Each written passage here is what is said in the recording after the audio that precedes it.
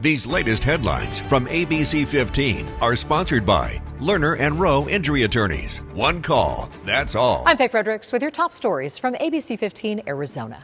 Following up now on a deadly shooting in Buckeye last night, the suspect, 71-year-old Deborah Green Davis, appearing in court today. She's charged with second-degree murder. According to court records, she's accused of shooting her granddaughter, 31-year-old Larkai Elliott, who'd been in a fight with her mother. Green Davis's daughter. This happened near 254th Avenue and Carson Drive, and Elliott died at the scene. Judges issued a cash bond of $500,000 for Green Davis.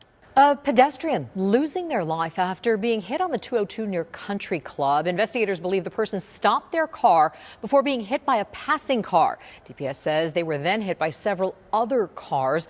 Westbound lanes of the 202 were closed for hours this morning during the investigation. The pedestrian has not yet been identified.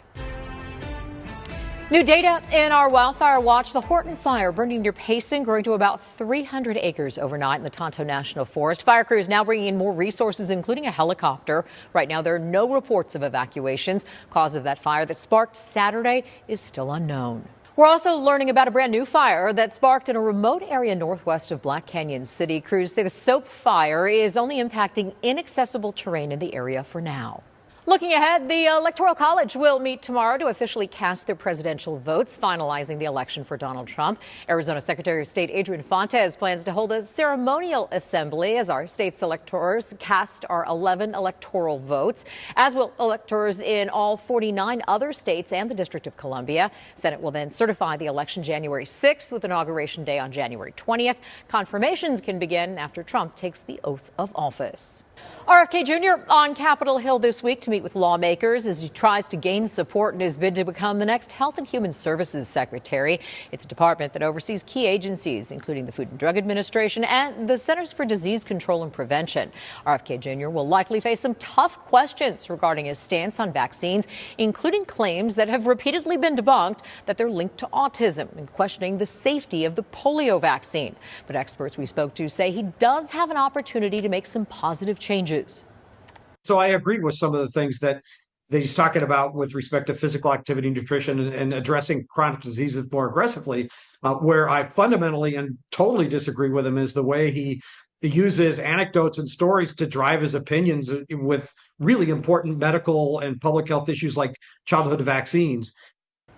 Yeah, RFK Jr. has also said he would consider changing how Medicare pays physicians. However, health experts tell ABC15 his confirmation hinges primarily on how he addresses that decades-long history with those controversial statements about vaccines. Day of mourning for the Phoenix Suns, the team announcing on social media that Dick Van Arsdale has died. He is considered the original Sun, and as a member of the Ring of Honor, he was the first pick when building the Suns roster and scored the first points in team history. He retired back in 1977 after 3 All-Star picks and a trip to the NBA Finals. After his time on the court, Van Arsdale didn't leave the team. He held several positions, including broadcaster and front office executive. It's the final countdown. You have until this Wednesday to give to the Claus for your chance to enter into a drawing to win a brand new Ford F-150 Super Crew or Lincoln Corsair midsize SUV, courtesy of Sanderson Ford and Sanderson Lincoln. Wednesday, December 18th is the last day to donate items like non-perishable food, children's clothing, new toys, or cash to Operation Santa Claus. Drop off those donations at Sanderson Ford, Sanderson Lincoln, select U-Haul locations, or donate online at givetotheclaus.com.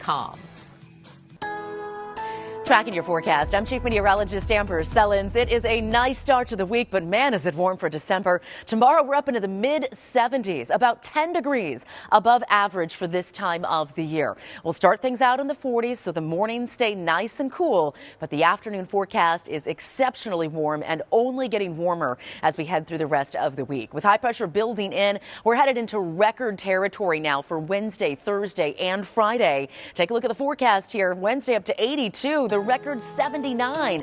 Thursday at 81 could break that day's record too. And Friday breaking the 78-degree record with a high of 80 degrees. Even Saturday, as we start to come down off these 80s, we could tie the record of 78 as we kick off the weekend. Temperatures expected to stay in the 70s into next week too, and probably in the 70s this year for Christmas as well. Overnight lows in the 40s and 50s all across the valley for the next 6 nights.